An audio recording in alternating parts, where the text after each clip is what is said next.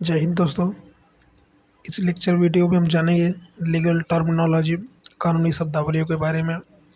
For all judiciary exam, कोई भी judiciary से रिलेटेड एग्ज़ाम हो, चाहे वो आपका पीसीएसजी हो या फिर यूपी एपीओ, राजस्थान एपीओ या फिर बिहार एपीओ, कोई भी लीगल एग्ज़ाम जुडिशरी से रिलेटेड, वहाँ पे अक्सर लीगल टर्मिनोलॉजी से रिलेटेड क्वेश्चन पूछ लिए जाते हैं। कानूनी शब्दावलियों से किनका क्या अर्थ होता है।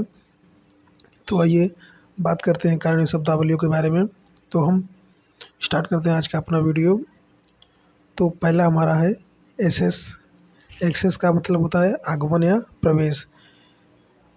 शाब्दिक अर्थों की बात करें तो उस माता पिता या बच्चे को मिलने या उसके समय बिताने, उसकी सेहत, कल्याण, शिक्षा आदि के बारे में सूचना लेने का अधिकार, जिसकी माँ या पिता को बच्चों की कानूनी निगरानी नहीं मिली है या फिर जो कानूनी रूप से बच्चे का अभिभावक नहीं है, तो ऐसे को एक्सेस मिल जाता है।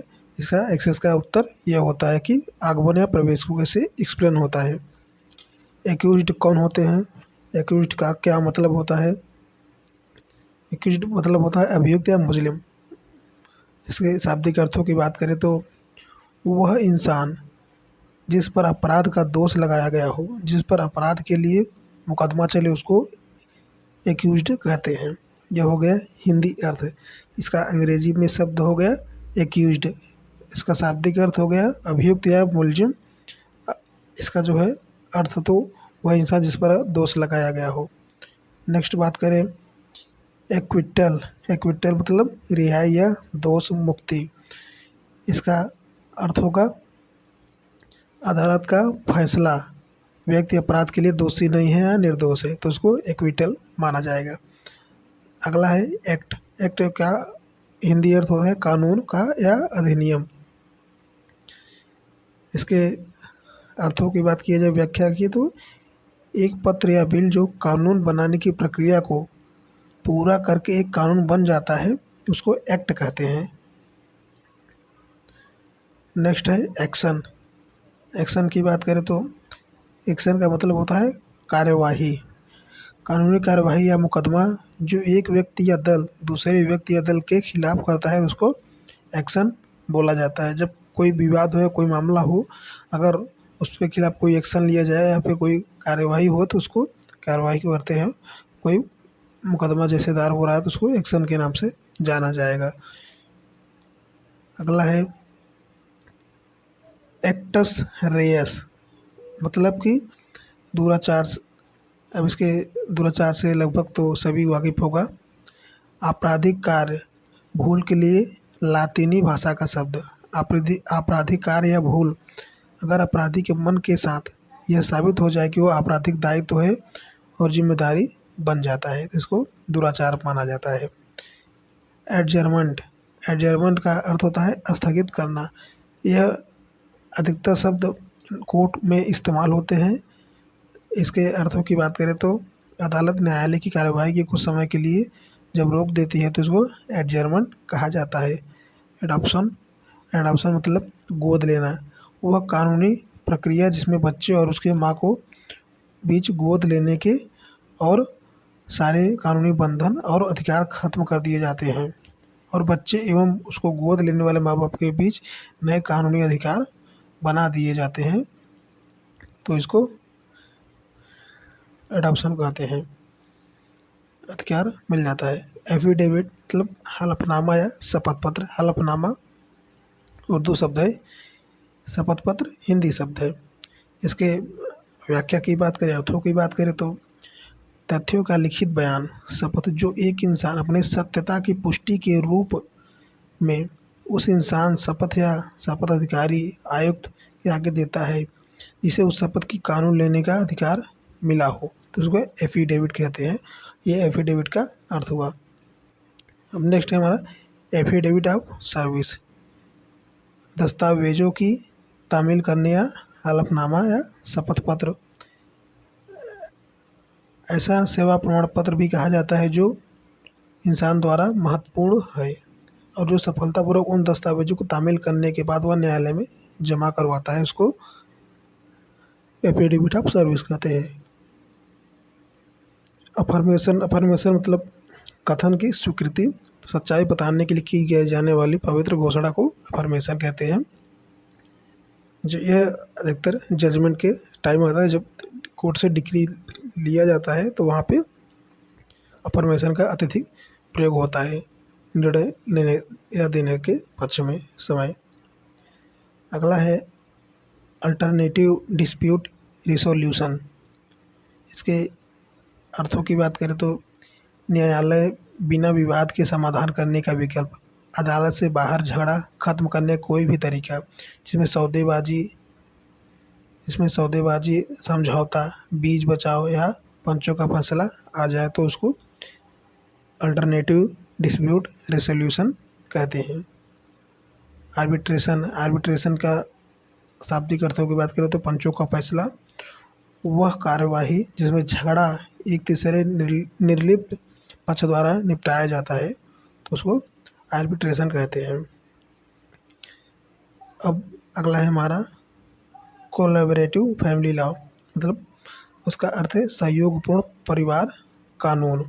एक प्रक्रिया जिसमें दो पक्षों के लोग और उनके वकील झगड़े और कानूनी मामलों में अदालत में निपटाने पर सहमत हो जाएं, कानूनी मामले में अदालत में जाए बिना सहमत हो जाए। सपोजेड कि अगर फैमिली में कोई लफड़ा चल रहा है, चाहे वो तलाक का मामला हो या फिर कोई और मामला हो, तो जो कोर्ट में एक लंबी प्रक्रिया चलती है तो उससे बचने के लिए अगर वो कोर्ट से बाहर ही अपने मैटर को सॉल्व कर लेते हैं तो वह कोलैबोरेटिव फैमिली हो जाएगा। नेक्स्ट है मीडिएशन का अर्थ होता है बीच बचाव या मध्यस्थता। एक झगड़े के समाधान का वैकल्पिक तरीका है जिसे कानूनी कार्यवाही के लिए जाने वाले दोनों पक्ष जिसे तीसरे निर्लिप्त पक्ष झगड़ा निपटाने के इरादे से मिलते हैं उसे मध्यस्थ कहा जाता है। एमिकस क्यूरी, इसके अर्थों की बात करें तो अदालत के मित्र के लिए प्रयोग किया जाने वाला लातिनी भाषा का एक शब्द है। यह वह वकील होता है जो आमतौर अदालत की विनती पर अदालत की कार्यवाही में कानूनी पद का प्रतिनिधि बनकर अदालत की मदद करता है। फिर अगला है हमारा एनलमेंट का अर्थ होता है मिटाना या समाप्त करना। अदालत का कोई निर्णय है जो विवाह कानूनी नहीं है, इस घोषणा का अर्थ है कि वह विवाह कभी हुआ ही नहीं था। यह एक जैसे कि कोई अगर मैटर को ख़त्म हो जाता है तब यह दिया जाता है। नेक्स्ट है आंसर तो लगभग आप सभी जानते होंगे। कानूनी कार्रवाई के पक्ष में एक दूसरे पक्ष के द्वारा लगाए गए आरोपों का जवाब देना कानूनी कार्रवाई है। फिर है अपील के अर्थ हो गया निवेदन करना या दरख्वास्त करना। ऊपरी अदालत को निचली अदालत द्वारा दिए गए फैसले का दोबारा अवलोकन या निरीक्षण करने के लिए निवेदन करना। अपील करने के लिए कोई कानूनी कारण होना चाहिए, जैसे कि निचली अदालत ने निर्णय लेने में सही कानून का प्रयोग किया है या नहीं, तो उसको अपील कहा जाएगा। अपील का अर्थ यही है। अगला है अपीलेंट का अर्थ होता है याचक, निवेदक या दरख्वास्त करने वाला। वह व्यक्ति जो अपील या निवेदन करता है उसको अपीलेंट कहते हैं। अब अगला है एप्लीकेंट का मतलब होता है कि आवेदन करने वाला। वह व्यक्ति जो अर्जी दाखिल करता है या आवेदन करता है उसको एप्लीकेंट कहा जाता है। जैसे कोई व्यक्ति कोर्ट में कोई अर्जी दाखिल करेगा, किसी कानून से अभी PIL दाखिल करेगा तो उसको एप्लीकेंट कहा जाएगा। फिर है अगला एप्रीहेंड का मतलब होता है पकड़ना या हिरासत में लेना। पहला है हिरासत में लेना, कानूनी अधिकार या वारंट के अनुसार गिरफ्तार करना। दूसरा है अर्थ है व्याख्या का, सरकारी संस्था का जो बच्चे की सुरक्षा के लिए जिम्मेदार है, माँ बाप के संरक्षण से ले जाना अगर बच्चे की सुरक्षा खतरे में हो या पुलिस द्वारा सुरक्षा कारण से माँ बाप से बच्चे को ले लेना। अब अगला है अरेंजमेंट का अर्थ होता है दोष लगाना या अभियोग। एक अदालत की कार्यवाही जिसमें अभियुक्त को पहचाना जाता है और उस पर लगे दोष पढ़े जाते हैं। उससे न्यायाधीश पूछता है क्या उसे अपराध किया है कि नहीं। ये बेसिकली तब होता है जब आप पे कोई केस दायर हो जाए, जब आप पे कोई क्राइम ठोक दिया जाए या फिर आपके ऊपर कोई मुकदमा दर्ज हो जाए, एफआईआर दर्ज हो जाए, तो सबसे पहले आपको मजिस्ट्रेट के सामने पेश किया जाता है। तो आपको वहाँ पे मजिस्ट्रेट पूछता है कि आपको गुनाह कबूल है, आपने अपराध किया है या नहीं, तो उसको अरेंजमेंट कहा जाता है। अगर वो आप वहाँ पे तो गुनाह कबूल करते हैं तो फिर आगे कार्रवाई होगी, अगर नहीं करे तो फिर आगे क्या होगा उसका अलग प्रोसेस है। फिलहाल हम इसके अर्थों की बात करते हैं। तो जब दोष लगाना या अभियोग हो तो उसे अरेंजमेंट कहा जाता है। फिर अगला है एरियर्स और अरीज, मतलब बकाया या शेष। कर्ज ली गई धनराशि जो निश्चित समय पर चुकाई नहीं गई है या उसका कुछ हिस्सा चुकाया गया हो तो उसको कहते हैं अरेस्ट, मतलब गिरफ्तारी तो लगभग सभी जानते हैं। आमतौर पर आपराधिक दोष लगने के बाद एक व्यक्ति को कानूनी अधिकार का प्रयोग करके निगरानी में लेना या गिरफ्तार करना। जब कोई व्यक्ति किसी अरेस्ट हो जाता है कोई मामले में तो उसको अरेस्ट कहा जाता है। अरेस्ट का हिंदी अर्थ होता है गिरफ्तारी। अगला है असेसमेंट। असेसमेंट का अर्थ होता है मूल्यांकन या निर्धारित करना। इसके अर्थों की बात करें तो एक मुद्रा राज्य जिस पर एक वस्तु का मोल किया जाता है। अब दूसरे अर्थ की बात करें तो अपराधिक कानून के मामले में यह निर्धारित करना कि क्या एक व्यक्ति किसी मानसिक विकार से पीड़ित था या उसने जो अपराध किया है। दीवानी मामले में यह अर्थ होता है यह निर्धारित करना कि क्या एक व्यक्ति में अपनी जायदाद संभालने की, व्यक्तिगत देखभाल करने की, बारे में फैसला करने की और वकील करने और उसे वकील को हिदायत देने की मानसिक क्षमता है। पारिवारिक कानून के बारे में बात करें तो अपने बच्चों को ज़रूरतों को पूरा करना, माँ बाप की योग्यता का निर्धारण करना होता है। अटॉर्नी, अटॉर्नी का अर्थ होता है न्यायवादी या मुवक्किल या वकील। एक व्यक्ति जो कानूनी प्रयोग करने और मुवक्किलों कानूनी कार्यवाही में प्रतिनिधित्व करने का अधिकार प्राप्त होता है उसे अटॉर्नी कहा जाता है। अगला है बेल। बेल तो एक फेमस है, लगभग सभी जानते हैं। जमानत है जामीन, जामीन उर्दू से रिलेटेड है। इस वायदे के साथ किसी व्यक्ति की गिरफ्तार इंसान की रिहाई निश्चित करना कि वह जब भी बुलाया जाएगा अदालत में पेश हो जाएगा। इसका शब्द अर्थ होता है उस इस शब्द का अर्थ उस रकम से भी लिया जाता है जब जो इस वायदे की सुरक्षा के लिए दी जाती है। अगला है बैलेंस ऑफ प्रोबेबिलिटी, संभावनाओं का संतुलन। पक्षों द्वारा तथ्यों को साबित करने के लिए कानूनी कार्रवाई का एक प्रमाण जिसमें इसमें नियम है कि यह तथ्य साबित हुआ है माना जाएगा कि अगर यह प्रमाण है दिखाते हैं या इस तथ्य की संभावना है तो वह सत्य है, तो इसको बैलेंस ऑफ प्रोबेबिलिटी कहा जाएगा। बैंक करप्ट मतलब दिवालिया। वह संस्था या व्यक्ति जिसे कानून द्वारा बकाया कर्ज चुकाने के सकने में असमर्थ हो जाता है उसे बैंक करप्ट कर दिया जाता है। जैसे कि आपने कहीं पे लोन लिया हुआ है या किसी बैंक ने लोन लिया है, बड़ी बैंक से, या फिर कहीं से कोई व्यक्ति लोन लिया है। बैंक से बैंक भी लोन लेते हैं, या फिर कोई कंपनी बैंक से लोन लेगी, या फिर मर्ज कंपनियां, तो ऐसे ही हो जो कर्ज से रिलेटेड हो, चाहे वो कंपनी हो, चाहे वो व्यक्ति से हो जुड़ी हो, चाहे बड़ी संस्था से छोटी संस्था से हो, तो अगर वो नहीं दिया तो उन्हें बैंक करप्ट कहा जाता है। बैंक करप्टेसी के अर्थों की बात करें तो दिवालियापन या दिवाला, एक कानूनी कार्रवाई जिसमें व्यक्ति या संस्था द्वारा बकाया कर्ज चुकाने में असमर्थ जब साबित हो जाए उसे बैंक करप्टेसी कहा जाता है। नेक्स्ट है बार। बार का अर्थ होता है न्यायालय या अदालत।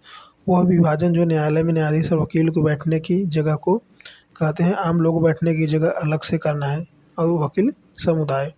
जैसे कि अगर न्यायालय की बात करें तो जब आप कोर्ट में जाएंगे तो वकीलों को बैठने के लिए अलग व्यवस्था होगी, जज के लिए अलग होगी, और जो बहस जो देखते हैं कोर्ट के अंदर उनके लिए अलग से अलग रो बनी होगी, कतार बना होगा बैठने के लिए, उनके लिए अलग होगी। तो यह इसको बार कहते हैं, मतलब ये बार का पहचान हो गया। बैरिस्टर। बैरिस्टर की बात करूँ तो विविधता। एक बैरिस्टर अदालत के मुकदमेबाजी में विशेषता रखता है तो उसको बैरिस्टर कहते हैं। एक सॉलिसिटर वकीलों को सलाह देने और कानूनी दफ्तरी दस्तावेज तैयार करने में विशेषता जिसके पास होता है उसे बैरिस्टर कहते हैं। बैरिस्टर का अर्थ हुआ। कनाडा में आमतौर पर वकील को बैरिस्टर ऑफ सॉलिसिटर कहा जाता है और मुकदमेबाजी या सलाह देने के लिए कोई अंतर नहीं किया जाता। अगला है बेंच। बेंच की बात करें तो इसका होता है अदालत या न्यायाधीश वर्ग, न्यायाधीशों का समुदाय। जैसे मतलब कि 4 बेंच या 2 बेंच खंडपीठ है ऐसे होता है ना, तो उसको बेंच कहा जाता है। कोई निर्णय हो तो डी.वाई. चंद्रचूड़ बेंच ने ऐसे किया, या फिर खन्ना बेंच, मतलब कोई भी जज हो तो उसको बेंच के नाम से जोड़ा जाता है, तो एक समुदाय के तौर पे माना जाता है, तो उसको बेंच कहते हैं। न्यायालय में बैठने की जगह का स्थान, जहाँ पे ये लॉ से रिलेटेड लोग रहेंगे वहाँ पे जो होगा उसको बेंच कहा जाता है। बेनिफिशियरी का मतलब होता है, अगला है हमारा बेनिफिशियरी। बेनिफिशियरी मतलब है लाभ प्राप्त करता है या लाभार्थी। लाभ प्राप्त करता है वो है जो किसी कानूनी दस्तावेज जैसे ट्रस्ट, वसीयत या बीमा पॉलिसी के कारण पूंजी या दूसरे फायदे मिलते हैं, उसको बेनिफिशियरी कहा जाता है। यह एक कानूनी तरीके से होता है, जो गवर्नमेंट द्वारा फ़ायदा उठाता है उसको बेनिफिशियरी कहा जाता है। अगला है best interest of the child. इसका अर्थ होता है यदि किसी न्यायाधीश द्वारा पारिवारिक कानूनी मामले में किसी बच्चे की परिस्थिति का कानूनी मूल्यांकन है कि बच्चे की शारीरिक, मनोवैज्ञानिक और भावनात्मक सुरक्षा और उसकी संभाल और विकास की रक्षा करने का सबसे अच्छा तरीका क्या है, तो उसको best interest of the child कहा जाता है। इसका शाब्दिक अर्थ हुआ। अगला है बियॉन्ड और रिस्पॉन्सिबल डाउट। इसके अर्थों की बात करें तो उचित संदेह से परे अभियुक्त अपराधी करार दिए जाने का एक प्रमाणिक स्तर है। किसी अभियुक्त को दोषी सिद्ध करने के लिए जरूरी है कि सरकारी वकील प्रमाणों के आधार पर यह साबित करे कि कोई भी तर्कसंगत अभियुक्त दोषी होने के शक पर नहीं किया जाएगा। यह एक लॉ से रिलेटेड है। जब अभियुक्त गिरफ्तार होता है तो उसे तर्कसंगत होना चाहिए कि शक के आधार पर है कि माना कि वह चोर है, क्योंकि जब तक आप साबित नहीं करेंगे तो वह निर्दोषी माना जाएगा। अगर आप उसका अपराध साबित हो जाता है, उसका दोष सिद्ध हो जाता है, तभी वह अपराधी कहा जाएगा। अगर जब किसी प्रकार से सबूत या फिर कोई भी सॉलिड एविडेंस होगा और न्यायालय में पेश करते हैं आप, तो उसके तथ्य को मद्देनजर देखते हुए जब आप कन्फर्म न्यायालय कर देगा तब उसको अपराधी कह सकते हैं। शक की नज़र से आप उसको कहीं भी नहीं कह सकते, क्योंकि इसमें जो अभियुक्त होते हैं अगर दोषी होते हैं तो उनके भी कुछ अधिकार दिए जाते हैं। इस तरीके से अगर कहीं पर बियॉन्ड ऑफ रिस्पॉन्सिबल डाउट हो तो इसका अर्थ यही समझ लीजिए कि उचित संदेह से वह अभियुक्त को अपराधी करार दिए जाने का एक प्रमाणिक स्तर है। किसी अभियुक्त को दोषी सिद्ध करने के लिए जरूरी है कि सरकारी वकीलों के प्रमाण के आधार पर साबित करे कि कोई भी तर्कसंगत व्यक्ति अभियुक्त के दोषी होने पर शक नहीं करेगा। अगला है बिल। बिल का होता है अर्थ विधेयक या बिल।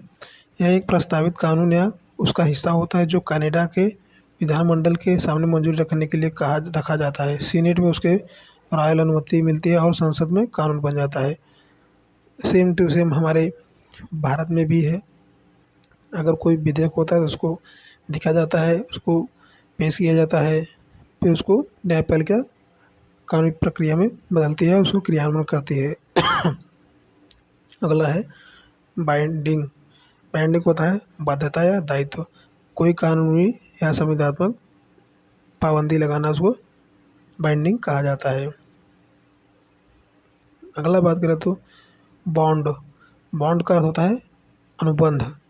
जब कोई व्यक्ति न्यायालय को कुछ करने का वचन देता है, उसे अनुबंध करता है, उसे प्रतिज्ञा पत्र कहते हैं। तो एक उसको बॉन्ड के शब्दों से होता है। अगर कोई लेटर या कोई कागज़ या कोई एग्रीमेंट होता है तो वहाँ पे एक बॉन्ड होता है। अगर बॉन्ड आप देखते हैं लिखा हुआ तो समझ लिए कि कोई एग्रीमेंट या फिर कोई अनुबंध है। अगला है हमारा ब्रीच। ब्रीच का अर्थ होता है भंग करना या तोड़ देना। किसी व्यक्ति या जनता से किए वादे या पाबंदी को तोड़ना, किसी को कानून या भंग करने को दायित्व से विमुख होना है, तो उसको ब्रीच कहा जाता है। अगला है बर्डन ऑफ प्रूफ। तथ्यों को प्रमाणित करने की कानूनी जिम्मेदारी को कानूनी कार्रवाई के विपक्ष पक्ष और विपक्ष की अपने कहे गए तथ्यों को प्रमाणित करने की जिम्मेदारी। बर्डन ऑफ का बोझ का मतलब कि अगर आप कोई किसी पर व्यक्ति पर दोष लगा रहे हैं तो पहले ज़रूरी है कि आप उसको साबित करें। जब तक उसको साबित नहीं करते हैं तब तक वह नहीं माना जाएगा। अगर आपने उसको साबित कर दिया है तभी उस पे दोष साबित होगा। जब आप दोष लगाने के बावजूद आप उसको सबूत नहीं दे सकते हैं तो वह दोष माना नहीं है, वो कैंसिल हो जाएगा। अगला बात करें तो हमारा केस तो लगभग हर कोई जानता है, जो न्यायालय की फील्ड में उसको केस कैसे नहीं मालूम होगा। तो केस का अर्थ होता है मुकदमा, दो विरोधी दलों के बीच अदालत की ऐसी कानूनी प्रक्रिया से सुलझाया जाने वाला झगड़ा, उसको केस कहते हैं। अब अगला है केस इवेंट लिस्ट, मामले की सूची।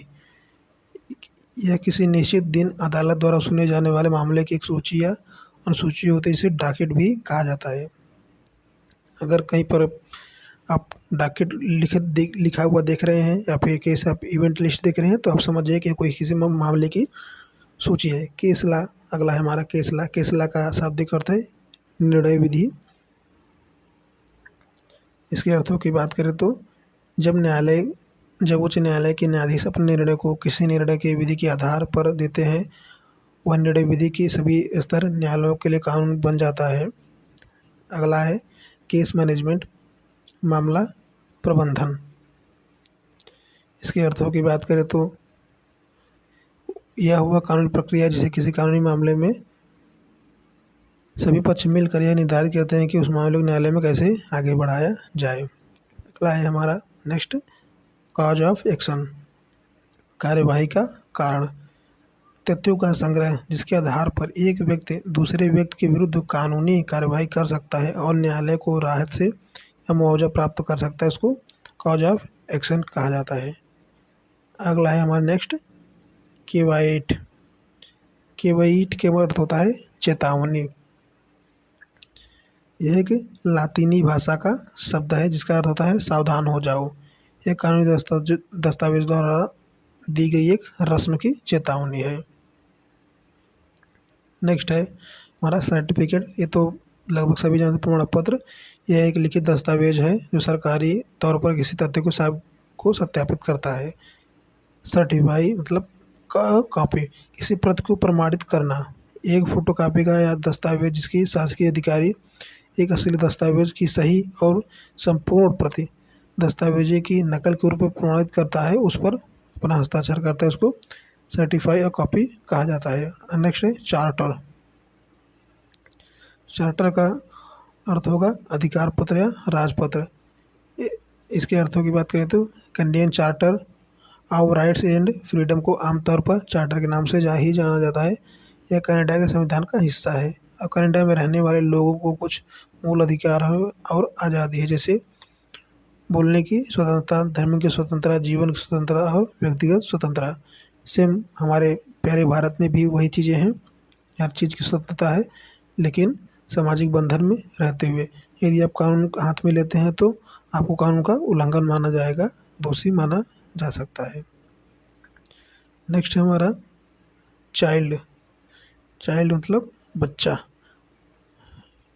कनाडा में वह बच्चा, वह व्यक्ति जो वयस्क नहीं है और जो वयस्क की उम्र से नीचे है, जो हमारे भारत की बात करें तो अगर 18 साल से नीचे है तो वह अभी किशोरावस्था में है। अगर जब 18 साल से आप ऊपर हो जाते हैं तो आप बालिग हो जाते हैं। वोट देने के लिए आप जेल जाने के लिए एलिजिबल हो जाते हैं। अगर आप 18 प्लस हैं तो आपको जेल जाने के लिए एलिजिबल हो जाते हैं।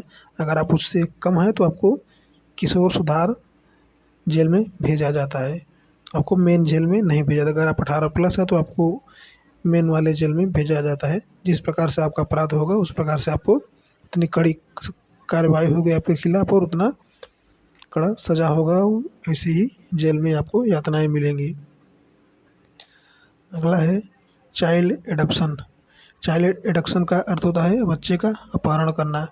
बच्चे के माता पिता उसके कानूनी अभिभावक की निगरानी में से बच्चे को गैर कानूनी या अनाधिकृत तरीके से हटा लेना कानूनी अपराध है। चाइल्ड एडक्शन का अर्थ होता है जब कोई बच्चा खेल रहा है, अपने पड़ोसी के बच्चे को आप गायब कर दे, उठा ले जाएं, तो यह कानूनी अपराध है। चाइल्ड एब्यूज का अर्थ होता है बच्चे से अनुचित व्यवहार। इसके अर्थों की बात करें तो बच्चे से अनुचित व्यवहार एक अपराध है जिसमें विभिन्न प्रकार के व्यवहार शामिल हैं। जो होता है जैसे कि बच्चे से शारीरिक, भावनात्मक, कामुक या अनुचित व्यवहार, बच्चे की अवहेलना या तिरस्कार।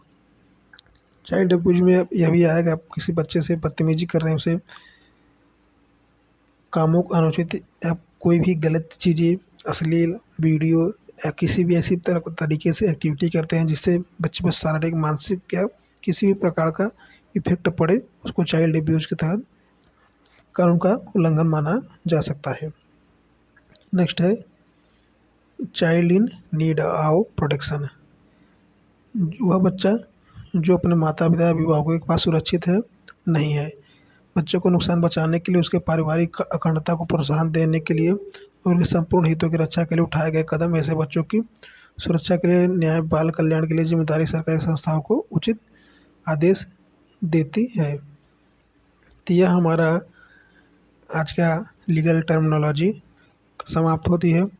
यह महत्वपूर्ण कानूनी शब्दावलियाँ हैं जो कि आपकी जुडिशरी एग्जाम में काम आएगी, चाहे वो ऑल इंडिया बार एग्जामिनेशन हो या फिर स्टेट बार काउंसिल हो या फिर आपका कोई भी स्टेट या फिर सेंट्रल लॉ एग्जामिनेशन हो, तो वहाँ आपको ये काम आ सकते हैं।